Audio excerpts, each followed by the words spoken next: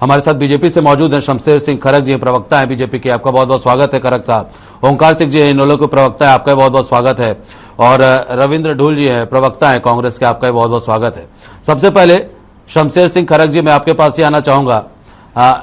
ऐसी कौन सी स्थिति उत्पन्न हो गई कि कल शिक्षा मंत्री कंवरपाल गुर्जर का बयान सामने आता है कि हम बाहरी शिक्षकों को भी ERTS पोर्टल में आवेदन के लिए बुला रहे हैं, उनको भी हम अपने यहाँ रखेंगे, और आज ही ताजा बयान आता है कि बाहरियों के लिए जगह नहीं है, हम अपने प्रदेश के शिक्षकों को प्राथमिकता देंगे। ऐसा क्या हुआ अचानक? जाहिर इस प्रकार से अपने तो स्कूल बनाए हैं,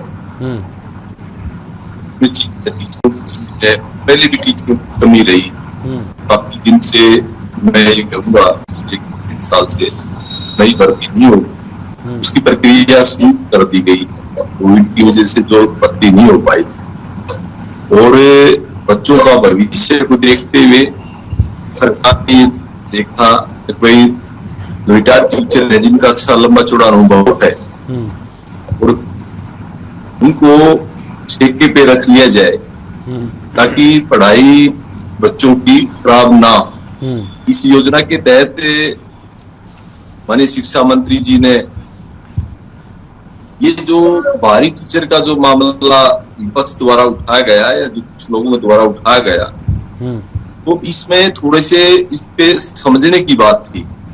जिस सब्जेक्ट के जो टीचर हमारे यहाँ अवेलेबल नहीं है हरियाणा में, तो वो तो हमारे हरियाणा के जो लोग हैं वो राजस्थान में पढ़ा रहे हैं, वो दिल्ली में जैसे सोनीपत, रोहतक, गुड़गांव और फरीदाबाद के बहुत से टीचर जो दिल्ली में पढ़ा रहे थे और वो रिटायर हुए, वो आज भी वो हरियाणा में रह रहे हैं। या जो आसपास के जैसे पंजाब में टीचर पढ़ा रहे हरियाणा के, तो उनको रखने की बात थी। लेकिन जिस प्रकार से बात आई बाहरी टीचर, ऐसा कुछ नहीं था। ठीक है खरग साहब, एक सवाल का जवाब दे दीजिए। करीब 40,000 पद खाली पड़े हैं, करीब 40,000 पद खाली पड़े हैं शिक्षकों के। आपके पास रिटायर्ड 40,000 शिक्षक हैं जिनको आप उनकी जगह तैनात कर सकेंगे 1 साल के लिए, 2 साल के लिए, जब तक भर्ती नहीं हो जाती, जब तक मुख्यमंत्री साहब की तरफ से अप्रूवल नहीं मिल जाता है। 2 साल की बात नहीं है तिवारी जी, इसमें 2 साल की कोई बात नहीं है। ये सिर्फ अभी प्रक्रिया जो चल पड़ी है, इसका पूरा होने तक इनका सहयोग और इनका एक अनुभव का फायदा उठाया जाए और बच्चों की पढ़ाई डिस्टर्ब ना हो, इस उद्देश्य से हमने ये भर्ती की है और करने लग रहे हैं। और जिस सब्जेक्ट में मान लिया हमारे को टीचर अवेलेबल नहीं बोलते, तो टेम्परेरी रूप से ये अस्थायी व्यवस्था है, इसमें बाहर से भी कोई टीचर ले लिया जाए तो इसमें कोई बुराई नहीं है। ठीक है सर, लौटूंगा आपके पास में। हमारे साथ जुड़े हुए हैं कांग्रेस से जुड़े हुए हैं रविंद्र ढोल जी, प्रवक्ता हैं आप। सर खुद कह रहे हैं भूपेंद्र सिंह हुड्डा 63 स्कूलों में शिक्षक नहीं, 48 स्कूल ऐसे हैं जहां सिर्फ 1 ही शिक्षक है। और खुद मुख्यमंत्री के गृह जिले करनाल का जिक्र करते हुए वो कहते हैं कि लेक्चरर के 32% पद खाली पड़े हैं। ऐसे में कैसे देखते हैं अगर बाहरी शिक्षकों की नियुक्ति पर भी पूर्णतः प्रतिबंध लगाया जाता है और नए शिक्षकों की भर्ती नहीं हो रही है, 40,000 से ज्यादा पद खाली पड़े, क्या कहेंगे?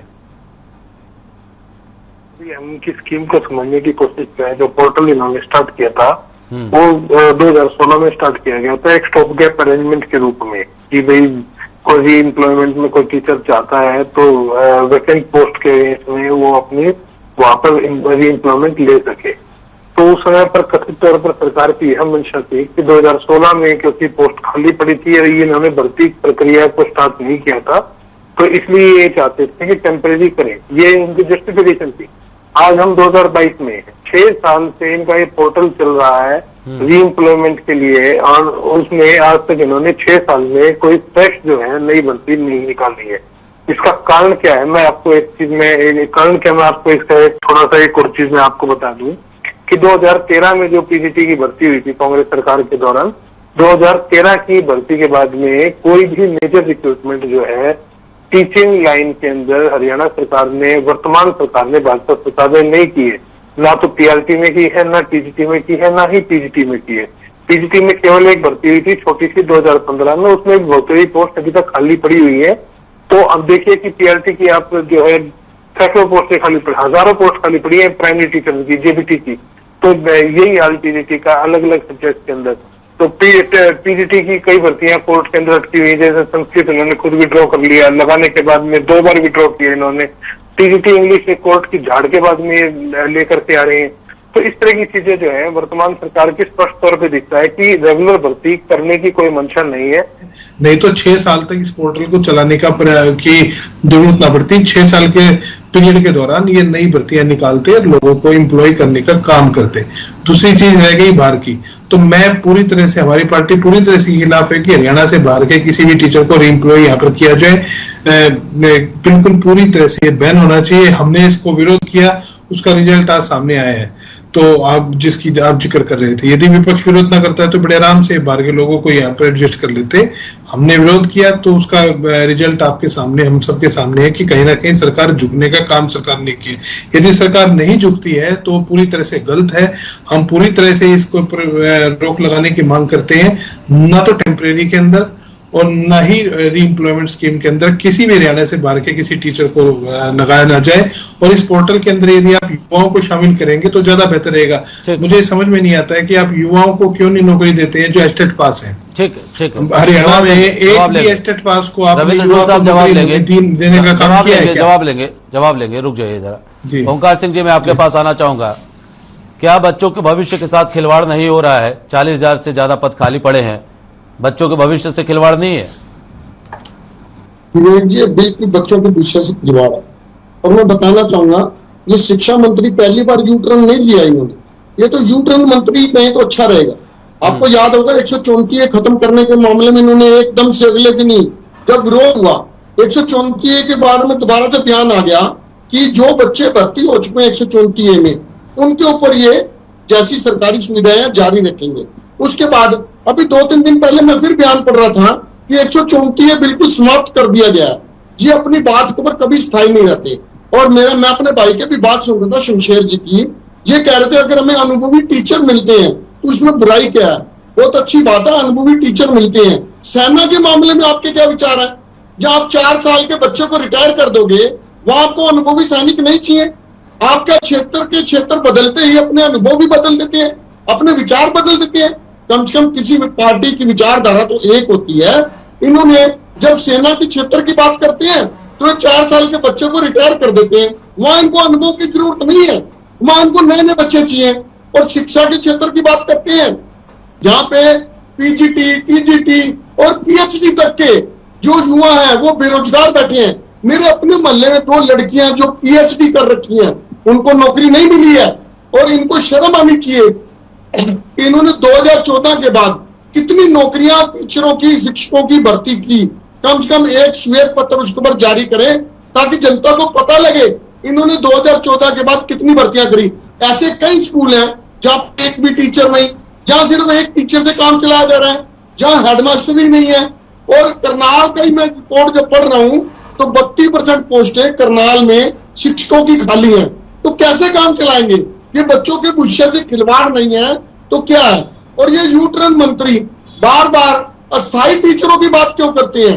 आप स्थायी भर्ती क्यों नहीं करते?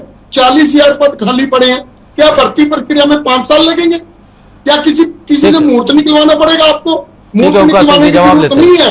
आज आप अगर नोटिफिकेशन जारी करो और पेपर की डेट रख दो, आप बस एक से एक काबिल बच्चे, एक से एक अनुभवी बच्चे आएंगे, आप उनको नौकरी दो ताकि हमारे बच्चों का भविष्य भी सुरक्षित रहे और पढ़ने वाले बच्चे भी सुरक्षित रहे। ठीक है सर, जवाब ले लेते हैं। शमशेर सिंह खरग जी, अस्थाई भर्ती करने में कहाँ दिक्कतें आ रही है? आप जवाब बेशक दीजिए, लेकिन अस्थाई भर्ती करने में दिक्कतें कहाँ आ रही है? अस्थाई प्रावधान तो आपने तैयार कर लिया कि अनुभवी शिक्षकों को हम बुला लेंगे जिनको आपने खुद रिटायर्ड कर दिया है।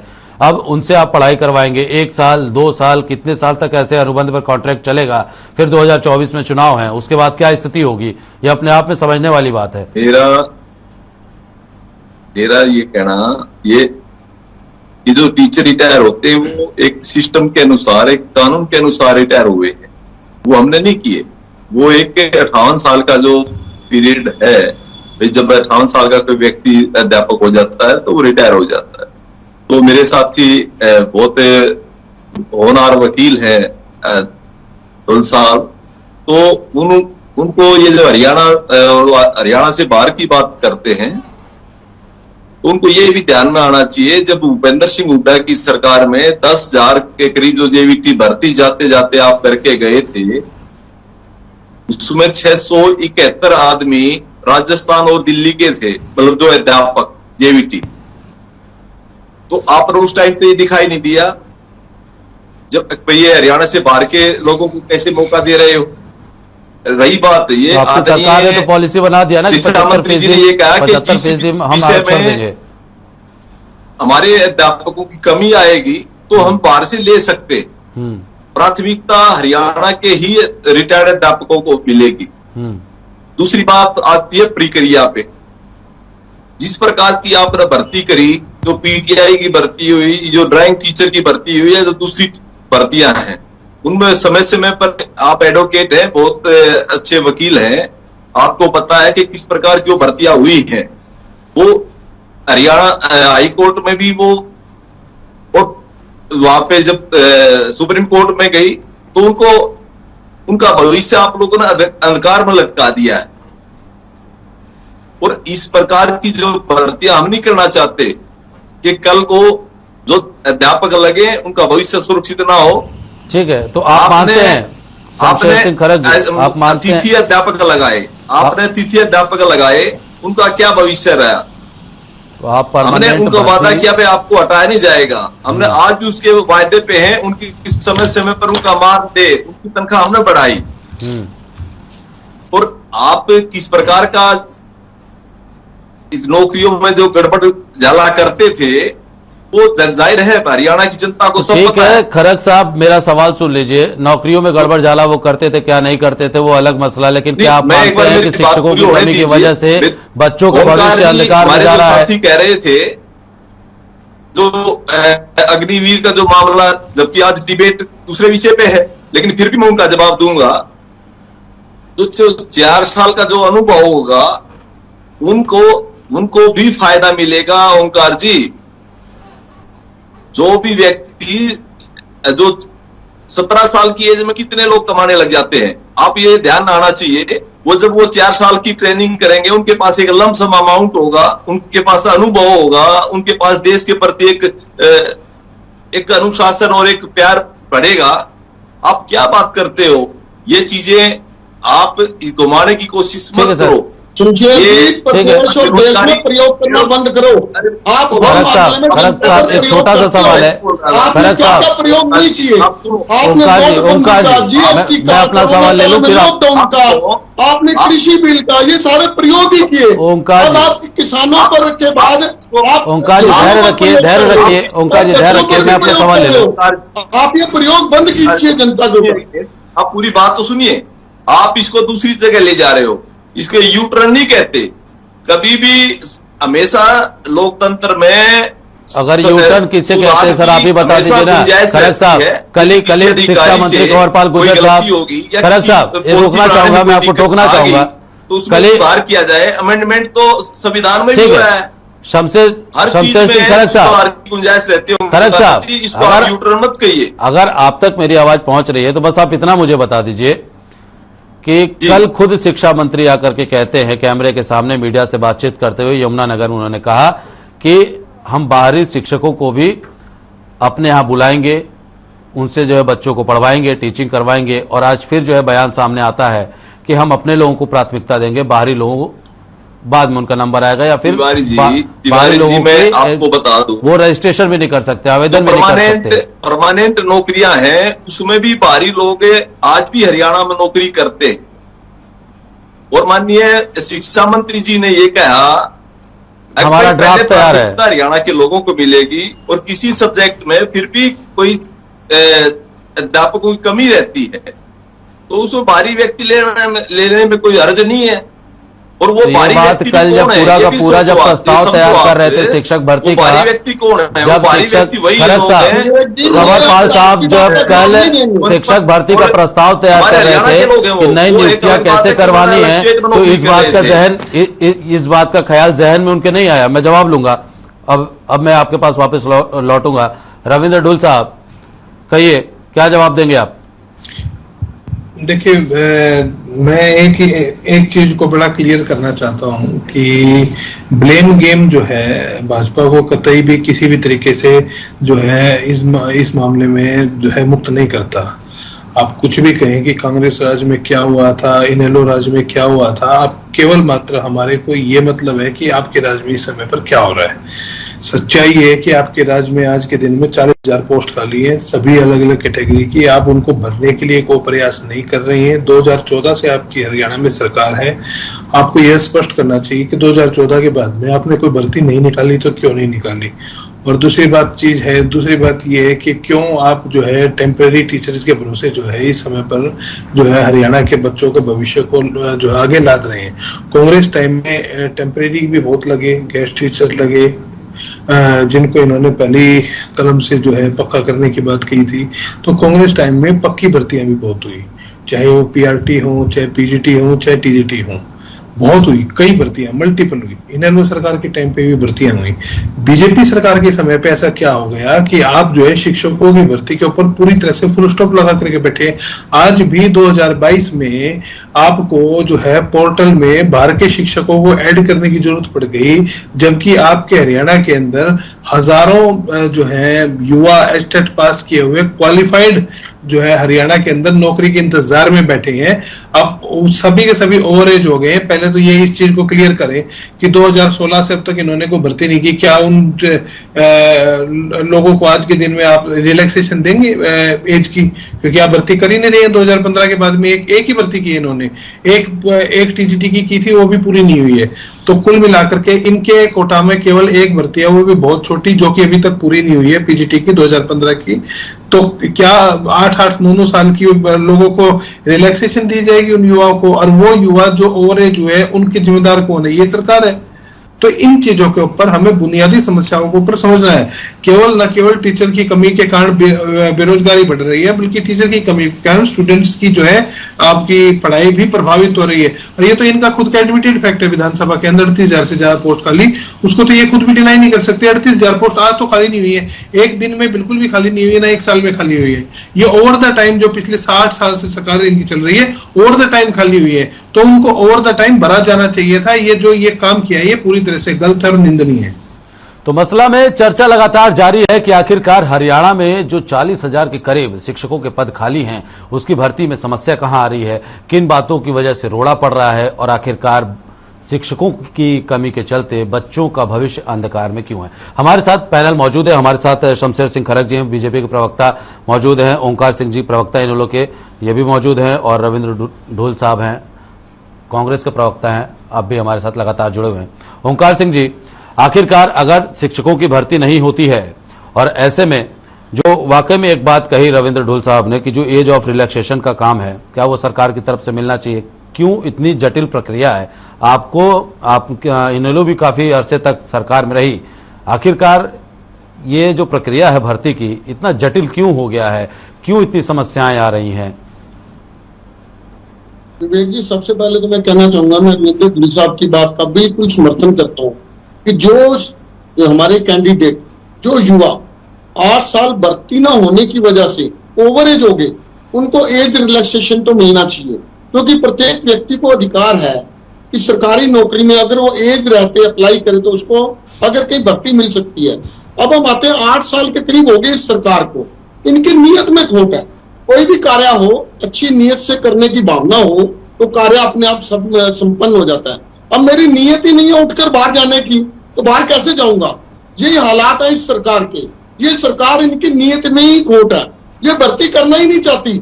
अगर ये भर्ती करना चाहती तो 1 साल में रिटायरमेंट नहीं हुई इतनी, जो 40,000 के करीब पद खाली हो गए। ये भर्ती नहीं करना चाहते, ये ठेका व्यवस्था सरकारी स्कूलों में भी लागू करना चाहते हैं। और सबसे बड़ी बात जो मेरी समझ में आती है, ये निजीकरण की ओर बढ़ावा देना चाहते हैं। क्योंकि सरकारी स्कूलों के हालात ऐसे होंगे तो हर एक पेरेंट, प्रत्येक व्यक्ति की ये इच्छा होती है कि उसका बच्चा उससे भी ज्यादा काबिल बने। और काबिल कैसे बनेगा? जब उसको शिक्षा अच्छी मिलेगी। प्रत्येक व्यक्ति की इच्छा है अच्छे स्कूल में शिक्षा देना अपने बच्चों को। जब ये टीचर ही भर्ती नहीं करेंगे, जब स्कूलों के हालात ही खस्ता होंगे, टीचर हो गए नहीं, तो बच्चे अपने आप ही निजी स्कूलों की तरफ जाएंगे। ये निजी स्कूलों को बढ़ावा देने की एक प्रक्रिया इनकी दूसरा, मैं अभी अपना शिक्षा मंत्री जी का बयान सुन रहा था, वो बोल रहे थे हमें बच्चों की चिंता है कि बच्चों का भविष्य खराब ना हो। मैं बताना चाहूंगा विवेक जी, इनको बच्चों की कोई चिंता नहीं है, इनको अपने चहेतों की, अपने चमचों की और अपने जो वर्कर हैं उनकी चिंता है। उनको कहीं ना कहीं एडजस्ट करना चाहते हैं, चाहे वो राजस्थान के हो, चाहे पंजाब के हो, चाहे दिल्ली के हो, चाहे हिमाचल के हो। तब ये बार बार ऐसा प्रोविजन लेके आते हैं कि बाहरी शिक्षकों को, और वो भी रिटायर को, बाहरी को तो रख ही नहीं रहे ना ओंकार जी, रिटायर शिक्षक को ये चांस देना चाहते हैं। और मैं आपसे एक बात कहूंगा कि अगर ये ईमानदारी से भर्ती प्रक्रिया करना चाहें और भर्ती करना चाहें, इनको कितना टाइम लगेगा? नोटिफिकेशन में इनको 15 दिन का टाइम देना है, 1 महीने का टाइम दे देंगे बच्चों को, एग्जाम लेंगे, 1 महीने बाद रिजल्ट आ जाएगा। टोटल प्रक्रिया अगर फॉलो करें 2 से 2.5 महीने में इनकी टोटल प्रक्रिया फॉलो होकर हमारे बच्चों को रोजगार मिलेगा और अब हमारे बच्चों को अच्छी शिक्षा मिलेगी। लेकिन क्या करें, इनकी नीयत में खोट है। अगर इनकी नीयत में खोट नहीं है तो ये बताएं कि 8 वर्ष में अब तक कितने शिक्षकों की भर्ती करी, चैनल पर बताएं, ताकि हरियाणा की जनता सुन रही है, उनको पता लगे कि कितने शिक्षक इन्होंने 2014 से अब तक भर्ती की। ठीक है, शमशेर सिंह खरक साहब, पहला सवाल तो यही है ओंकार जी का, कितने शिक्षकों की भर्ती की, और दूसरा सवाल मेरा है खरक साहब, दूसरा सवाल मेरा है, सुन लीजिए, दूसरा सवाल मेरा है, भारत डिजिटल हो रहा है, युवाओं की बात करते हैं, प्रधानमंत्री नरेंद्र मोदी खुद युवाओं की बात करते हैं, न्यू टैलेंट की, यंग टैलेंट की बात करते हैं। आप लोग खुद, आपकी सरकार का अगर हम जिक्र करें, पंचकुला में इतना बड़ा स्टेडियम बनवाया युवा टैलेंट को, जो खेल प्रतिभा थे उसको बढ़ाने के लिए, लेकिन शिक्षक की अगर बात आती है तो हम कहाँ जाते हैं? अपनी बैक सीट पर जाते हैं कि हमारे जो रिटायर्ड टीचर्स हैं हम उनको लेके आ रहे हैं, हम उनसे एजुकेशन को कंटिन्यू करवाएंगे, और युवाओं की भर्ती का कोई एग्जैक्ट प्लान सरकार के पास नहीं। देखिए तिवारी जी, आप जो बात कह रहे हैं उसके प्रति सरकार आज भी और पहले भी बिल्कुल प्रयत्नशील है, लगनशील है, और बिल्कुल उसको ध्यान में रखते हुए सारे जिस प्रकार से भर्तियां की बात कर रहे हो, अब मेरे साथ ओंकार जी को और ढुल साहब को ये पता नहीं कि इन्होंने अपने कार्यकाल में कितने लोगों को नौकरी दी, सरकारी नौकरी दी, और हमने कितनी दी ये इनको पता है। आपकी नीयत का इस प्रदेश को भी पता है, और आपको भी पता आपकी नीयत का, जो आपकी नीयत थी और जो आपकी नीति थी उसकी वजह से चौधरी ओम प्रकाश चौटाला जी जेल गए, ये आपको भी पता है इस बात।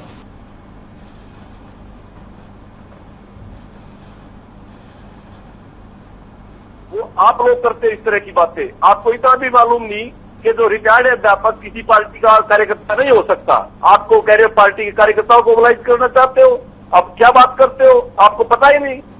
जो कर्मचारी हो किसी पार्टी का नहीं होता, यदि वो कर्मचारी रहा है तो वो किसी का समता नहीं होता, वो आप लोग समता बनाने की कोशिश करते हो, और जो हरियाणा बिल्कुल जान चुका है, और इन्हें लोगों को कभी ये मौका भी नहीं मिलेगा। आपको बता देता हूं मैं आपको, आप थोड़ा बोलने से पहले सोचा करो, कर्मचारी किसी का कार्यकर्ता नहीं होता। इस प्रकार आप आरोप पे आरोप लगाते रहते हो। मैं दूसरी बात ये कहना चाहता हूं, बिल्कुल ठीक बात है, मैं इस बात से सहमत हूं कि काफी समय से भर्तियां नहीं हुई, लेकिन एक बात और याद दिलाना चाहता हूं ढुल साहब को, हमने 102 कॉलेज होते थे और हमने 156 कॉलेज हो गए हैं अब, और पिछले ओंकार जी जवाब रुको तो 1 मिनट, उनको बोलने दीजिए, फिर आप बोलिए। तो पसंद करो आपको ये भी ध्यान होगा ढुल साहब, हमने 3522 असिस्टेंट प्रोफेसरों की भर्ती करी है, और पीजीटी के कितने टीचर लगाए हैं? लगभग 5000 से ज्यादा पीजीटी टीचर लगाए हैं। ये सही आपने जब सरकार छोड़ी थी उस टाइम 10,000 लोगों की भर्ती करी थी जेवीटी टीचर की, वो हमने ज्वाइन करवाए हैं। आप जो भी जितनी भी पोस्ट खाली हैं हम तुरंत उनको बहुत जल्दी भरने जा रहे हैं, और प्रक्रिया का तो टाइम लगता है, आप एडवोकेट हैं, आप अच्छी तरह जानते हैं, और जिस प्रकार की नीति और नीयत ओंकार जी की पार्टी की रही है वो सबसे जाहिर है। हम ऐसा कोई काम नहीं करेंगे जिसे कल उन्हें धक्कों का भविष्य खतरे में आए और किसी प्रकार की स्टे वगैरह या किसी प्रकार की भर्ती रद्द हो। हम 25 अंक के बजाय 30 अंक देने वाले लोग नहीं है। हम पार्टी को बिल्कुल पारदर्शिता के साथ और योग्य व्यक्ति की भर्ती करेंगे। समय चले भले थोड़ा लग जाए, लेकिन योग्य व्यक्ति को नौकरी मिलेगी। किसी भाई भतीजावाद और या किसी योग्य व्यक्ति कहाँ है सर? ओंकार जी की तरह हमने किसी अपने कार्यकर्ता को भर्ती नहीं करना, हमने सबको मौका देना। हरियाणा का हर आदमी उसका जो लायक है वो भर्ती होगा और उसको नौकरियां मिलेंगी और बहुत जल्दी इस चीज की हरियाणा में कमी नहीं रहेगी। ठीक है रविंद्र ढूल साहब। विवेक जी, मैं हाँ ठीक है, ओंकार जी आप जवाब दे लीजिए, फिर ढूल साहब मैं आपके पास आऊंगा। ओंकार जी बोलिए। विवेक जी, जब भी कोई बात होती है और बीजेपी के प्रवक्ता चौधरी ओम प्रकाश चौटाला की बात करते हैं, आप कहां उनका मुकाबला करोगे? सबसे पहले तो ये बता दीजिए आपका गठबंधन किस पार्टी के साथ है? जेजेपी के साथ। और उनके मुखिया कौन है? डॉक्टर अजय सिंह चौटाला। क्या जो ब्लेम चौधरी ओम प्रकाश चौटाला के ऊपर लगे उनके ऊपर नहीं लगे? क्या आपकी पार्टी एक ऐसी मशीन है जो ब्लेम धोल दो होती थी सबके साथ? ये आप सोच के बात कीजिए। ठीक है ओंकार, ठीक है, व्यक्तिगत होने एक चीज और बताना चाहूंगा, चौधरी ओम प्रकाश चौटाला जी ने जिन 3402 टीचरों को भर्ती किया उनमें से एक भी भर्ती कोर्ट ने रद्द नहीं किया। वो सारे के सारे प्रमोशन लेकर आज भी नौकरी पर हैं। शमशेर जी, आप भी सोच के बोला करो। अगर आप चौधरी ओम प्रकाश चौटाला की तरफ उंगली उठाते हो तो आप अपनी सहयोगी पार्टी जिसको जननायक जनता पार्टी कहते हैं उसके बारे में आपके क्या विचार है ये बता दो। ठीक है, आप जवाब देना चाहते हैं शमशेर जी, आप जवाब दे दीजिए, फिर ढूल साहब मैं आपके पास आ रहा हूँ। बहुत देर से इंतजार कर रहे हैं ढूल साहब भी अपनी बात। चौधरी ओम प्रकाश चौटाला की आदरणीय चौधरी ओम प्रकाश चौटाला की कदर करता हूँ, लेकिन जिस प्रकार की आप नीयत और नीति की बात बीजेपी पे सवाल उठाओगे तो हमारा सवाल का जवाब देना बनता है। आप जेजेपी की बात करिए, आपकी सहयोगी पार्टी है। आप नीयत और नीति पर जिस प्रकार की सवाल उठाओगे आप कैसे कह सकते हैं कि बीजेपी के जो रिटायर्ड अध्यापक आपकी सहयोगी पार्टी है, आप उसके साथ राज चला रहे हो। आप जो ब्लेम हमारे पे लगा रहे हो वही ब्लेम उन्हीं के ऊपर भी है, आप उनके बारे में ठीक है। देखिए डिबेट अपने मुद्दे से भटक जाएगा। ओंकार जी डिबेट अपने मुद्दे से भटक जाएगा। ठीक है, आप दोनों के पास आऊंगा। रविंद्र ढूल साहब मैं आपके पास आना चाहूंगा। जो बातें लगातार कही जा रही है कि सरकार जो है एक पारदर्शिता के साथ आगे चलने की कोशिश कर रही है और ऐसी नियुक्तियां करना चाह रही है जो परमानेंट टिकी रहे, लेकिन जो मौजूदा स्थिति है उसमें जो नियुक्तियां होने जा रही हैं वो पुराने टीचरों को बुलाना पड़ रहा है, शिक्षकों को। ऐसे में कितनी ट्रांसपेरेंसी के साथ में नियुक्तियां होंगी?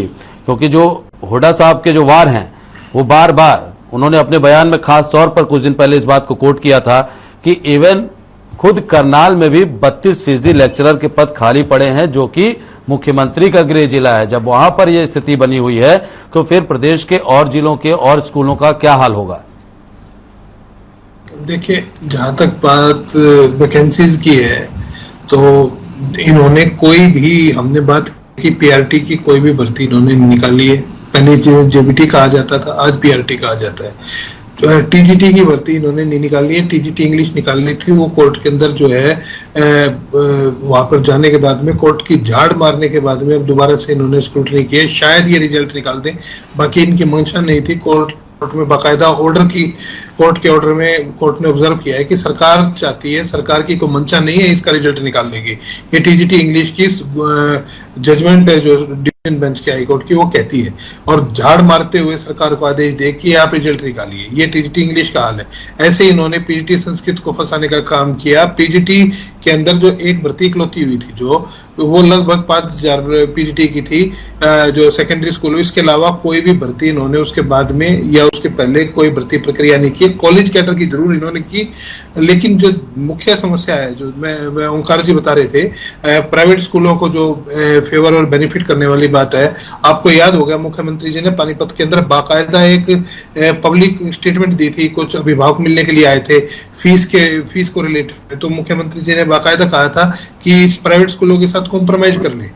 ये बाकायदा उनकी मुख्यमंत्री जी की स्टेटमेंट पब्लिक डोमेन में मौजूद है। तो वो चीज यहाँ पे कोरोबरेट होकर के आती है कि प्राइवेट स्कूलों के साथ आप उस समय पर कॉम्प्रोमाइज करा रहे थे 2015-16 के अंदर, तो 2022 के अंदर सरकारी भर्तियों का क्या हाल होगा हम समझ सकते हैं। जहां तक बात ट्रांसपेरेंसी की है, जब तक समझिए, जब तक पेपर लीक के इनके कांड इनकी सरकार में लगातार हो रहे हैं, बंद नहीं होंगे, तब तक ट्रांसपेरेंसी आने का कोई संभावना नहीं है। पूरे के पूरे गैंग ऑपरेट कर रहे हैं, अलग अलग जगह पे गैंग ऑपरेट कर रहे हैं, कमीशन के खुद के अंदर गैंग बैठे हुए हैं। ये भर्तियां जो है ग्रुप बी की थी, ग्रुप ए और ग्रुप बी की भर्ती को करने का अधिकार केवल एचपीएससी के पास है। इन्होंने एचपीएससी के परव्यू से निकाल करके नीचे लेकर के आने का काम किया। वो किस लिए किया? इनके पास कोई जस्टिफिकेशन नहीं है इस चीज की।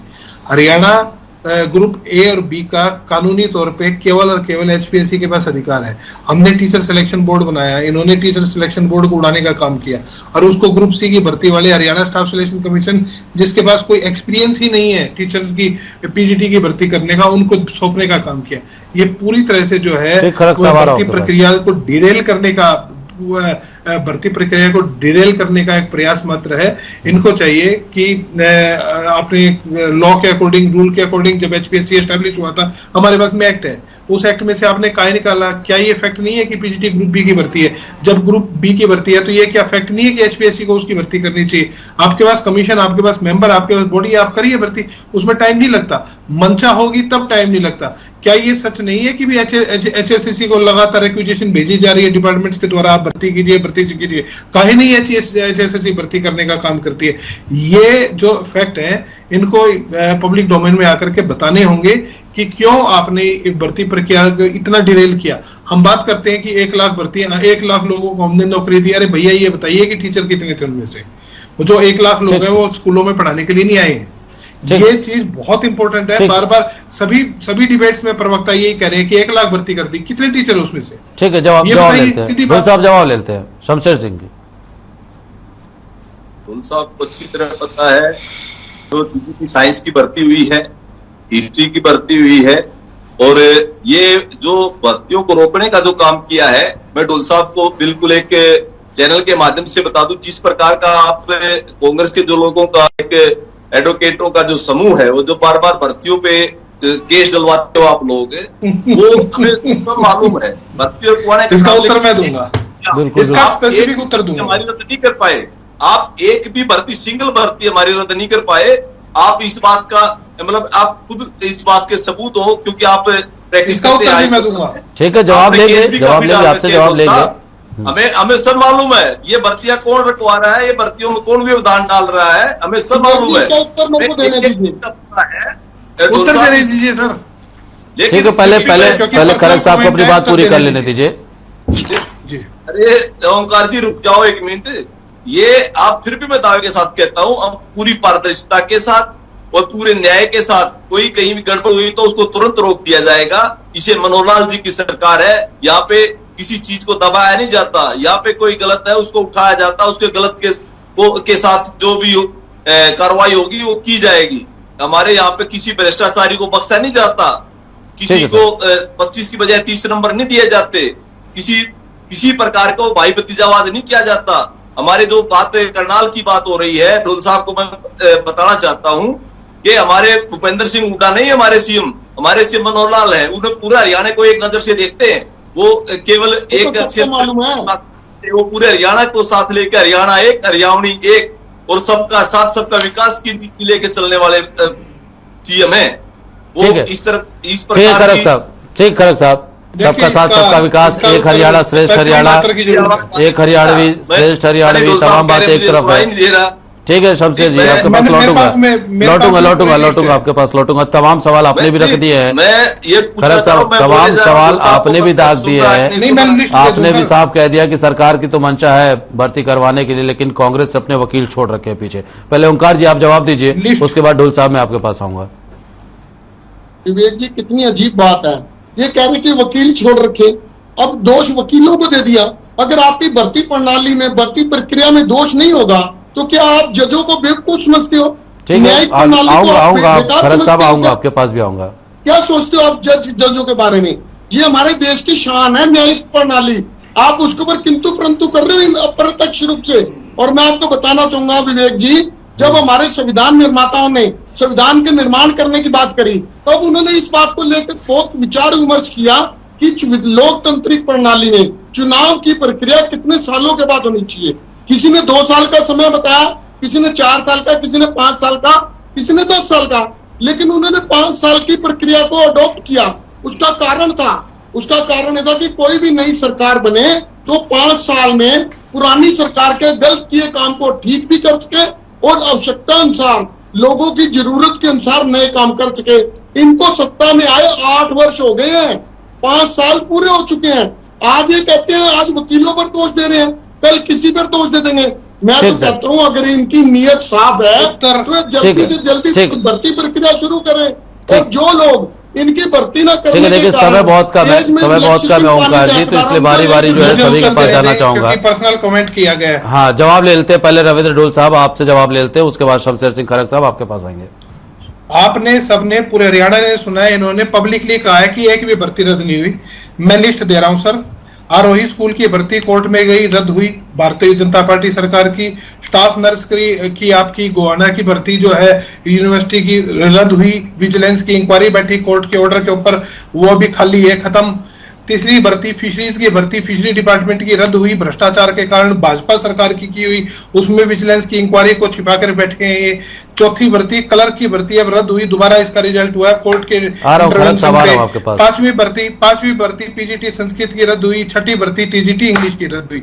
6 का नाम मैंने ऑफिशियली कोर्ट किया, इनका झूठ यही साबित। दूसरी चीज ये बार बार जो ये कमेंट करते हैं वकीलों के ऊपर या एडवोकेट्स के प्रोफेशन के ऊपर, अब 75% आरक्षण देने का काम किया। 75% आरक्षण का मामला कोर्ट के अंदर चैलेंज करवा के स्टे करवाने वाले वकील चेतन Mittal, senior advocate, Bharatiya Janata party संघ बैकग्राउंड से additional solicitor general of India रहे हैं और एडवोकेट जनरल के सबसे प्रमुख दावेदार है। तो ये कहेंगे कि इसका मतलब है 75% आरक्षण को भाजपा ने रुकवाने का काम किया है। ये वकीलों के प्रोफेशन के ऊपर नीचे कमेंट करते हैं। मैं तो बड़ा शर्मिंदा और इससे वाहियात जो मैं कहता हूं, क्योंकि ये शब्दावली का इस्तेमाल करना चाहिए कि एडवोकेट्स के प्रोफेशन के ऊपर कमेंट करने वाले लोग अपने गिरेबान में जाके 6 भर्तियों के नाम दिए, उसमें से 3 भर्तियां भ्रष्टाचार के कारण रद्द हुई है। अगर आप चाहिए तो मैं आपको तीनों के तीनों ऑर्डर जो है बाकायदा व्हाट्सएप कर सकता हूं और आप भी चला सकते हैं। झूठ बोलने का काम मत कीजिए। ठीक है रविंद्र साहब, जवाब ले लेते हैं। शमशेर सिंह जी जवाब दीजिए, दोनों तरफ से। हम रविंद्र जी, मैंने किसी वकील के प्रोफेशन पे कोई आवाज नहीं उठाई। मैं ये कहना चाहता हूं, जिस प्रकार से एक ही पार्टी के विशेष तौर पे वकील, ये एक पार्टी नाम बताएं सर, मैंने आपका नाम लिया है, भाजपा का नाम बताएं।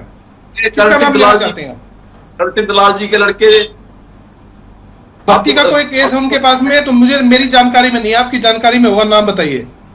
मैं डिबेट में ये चीजें ठीक है रखना नहीं चाहता हूं व्यक्तिगत रूप से। ये आप कुछ भी आरोप थोड़ी ना लगाएंगे, आपको जस्टिफाई करना अपने आरोपों को भैया। ऐसे है, उनका काम है वो अपने वकालत करें, हमें क्या एतराज है इस बात पे। तो बात खत्म है, फिर आप कांग्रेस का नाम क्यों ले रही हैं उसमें बीच में? लेकिन जो मनसा तो पता चल जाता है ना, मनसा तो पता चल जाती है उसकी। रही बात, मैं बात कर रहा हूँ आपको एचपीएससी और रोटी भी ना खाए कोई वकील, कौन सी मंशे आई आपकी?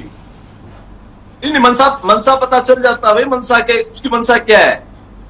देखिए उन्होंने आपकी मंशा पर सवाल उठाए। शमशेर सिंह खरग साहब आपकी मंशा पर सवाल उठाए गए, आपने उनकी मंशा पर सवाल उठा दिए। नहीं दौल साहब, मैंने कोर्ट किया ऑफिशियली सर। दौल साहब, ये चीजें छुपी नहीं रहती है, चीजें छुपी नहीं रहती है। आप जिस प्रकार से आप संघकार अधिकारी फलाना रखड़ा इधर उधर की बातें कर रहे हो, ये चीजें छुपी नहीं रहती। कोई भी ये नाम लिया है मैंने, आप जस्टिफाई कीजिए अपने एक्शन को। मैं भ्रष्टाचार की भर्तियों के नाम लिए मैंने, जस्टिफाई कीजिए क्या हुआ उनमें भ्रष्टाचार के? क्या किसी भी आरोपी के ऊपर आपने कार्रवाई की कोर्ट के डायरेक्शन के बावजूद भी? आप कैसी बात कर रहे हैं? आप भर्तियों में शामिल हो, आप कितनी भर्तियों में शामिल हो?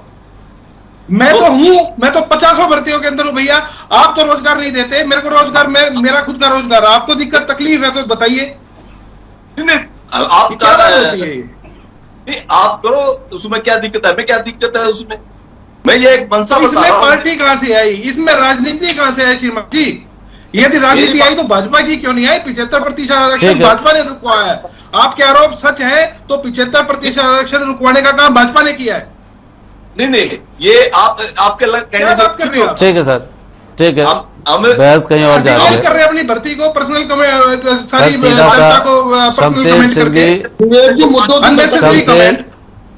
शमशेर सिंह जी, सीधा सा सवाल है कि अगर 40,000 पद खाली पड़े हैं और पिछले कई सालों से खाली पड़े हैं, हर साल रिटायरमेंट में टीचर और ज्यादा निकलते जा रहे हैं इस व्यवस्था से, तो हमारे इसके लिए माननीय इसकी पूर्ति शिक्षा की मंत्री ने जिम्मेदारी भी कहा किसकी है? है, सरकार और में मैं आप भी है कह तो रहा हूं। जिम्मेदारी भी आपकी है। और कांग्रेस नहीं, सत्ता में होती तो यही सवाल मेरा कांग्रेस से होता, बिल्कुल, इन्हीं लोग अगर सत्ता जिम्मेवारी में के होती साथ तो यही कह सवाल रहे इन्हीं हैं। लोग से करते, ये बहुत और यही जल्दी- सवाल आपसे कर रहे हैं। आप सत्ता में है, देखो, नियुक्ति की जिम्मेदारी अध्यापकों किसकी कमी है? के कारण भविष्य किसका बर्बाद हो रहा अध्यापकों है? की कमी- प्रदेश के बच्चों का। तिवारी जी मेरी बात सुनिए, तिवारी जी मेरी बात जी, सुनिए, बोलिए। अध्यापकों की कमी के कारण चौधरी भूपेंद्र सिंह हुड्डा ने अतिथि अध्यापक लगाए।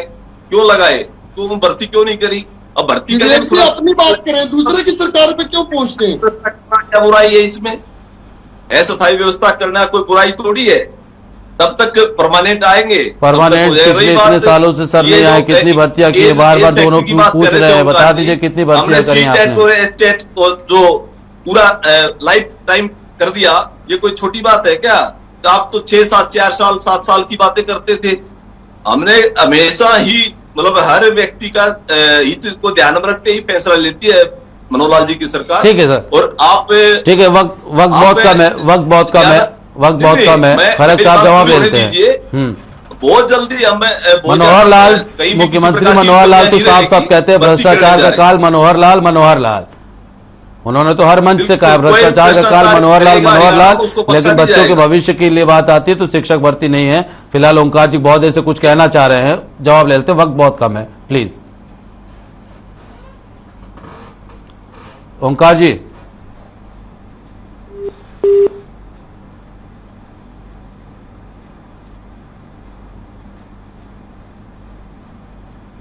ओंकार जी आवाज पहुंच रही है?